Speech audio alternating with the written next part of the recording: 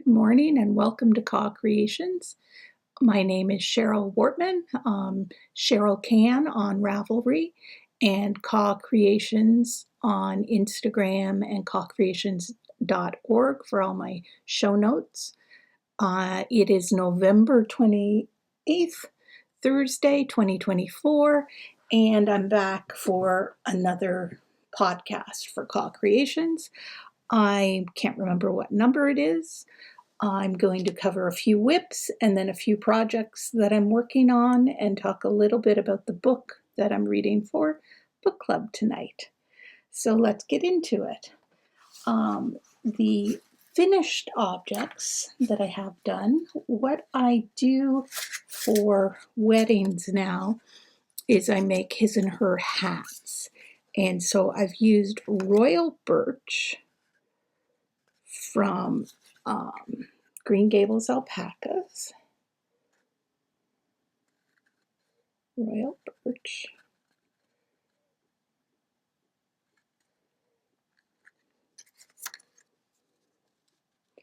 and one of the colors is Spring Garden, and the other color is Sacramento. So I made two hats. I made one kind of a skull cap in the reversible knit pattern. I love how these fit.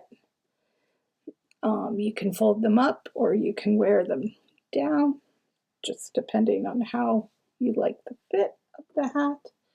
These are my Connections hats made with a lighter weight yarn that I keep saying I'm going to publish and then keep doing other things and never quite get it finished. But the other one I made, which I really love, is I did the same reversible rib, but then I did the reversible cable for the cap so that you can wear it as reverse stockinette or as a stockinette cap. There.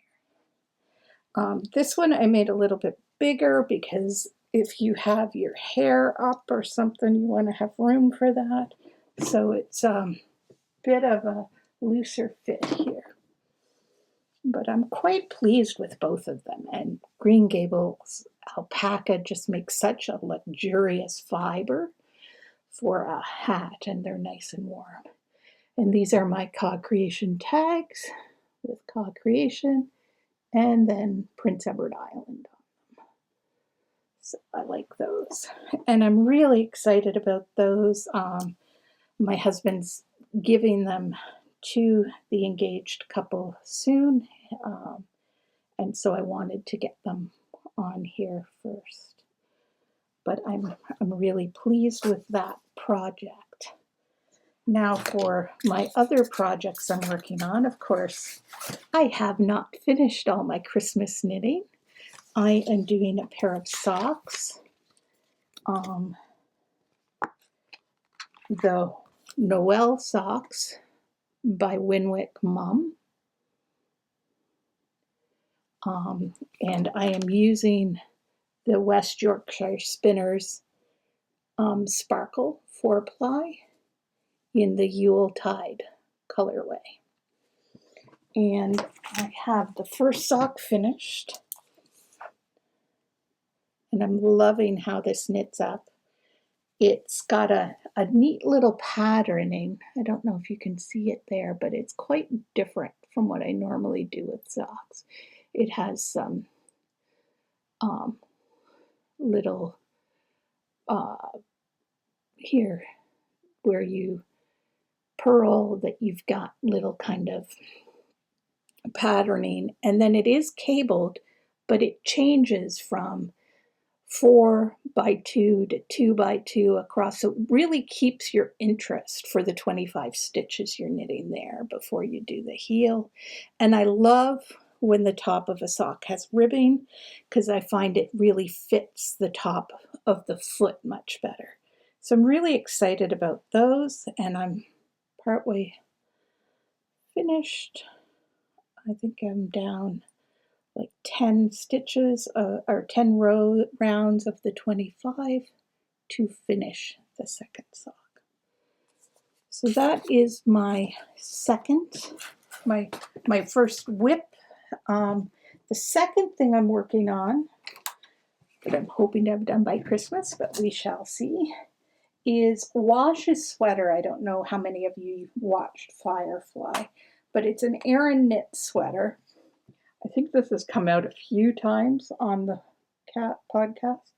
It is a gorgeous sweater, and I'm almost done of the front here. It's for my son for Christmas, and I have 2 full arms still left to do. So let's see how I do on it. But those are my whips for Christmas. So what I'm going to do in the Ravelry group is I'm going to get back into monitoring it, and I'm going to put up a little knit along for finishing up Christmas projects. So for those of us who work to deadline, I am going to do that, and we will see how we get along before Christmas, if we can finish up what we're trying to do. The project that I want to start, but I'm not allowed to start until I actually finish my Christmas knitting, is using this scrumptious blue-faced Leicester from wares from the woolens that I got at the PEI Fiber Festival. And I'm hoping to do Lucy Neat Bees. She has a double knitting mitts pattern. And this is untreated blue-faced Leicester, fingering weight.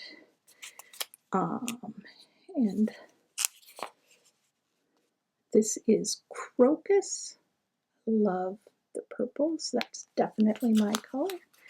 And this is Romantic Thoughts. And I thought they provided a good contrast. I'm just hoping that the mitts are kind of that double knitting where it just mirrors one side to the other.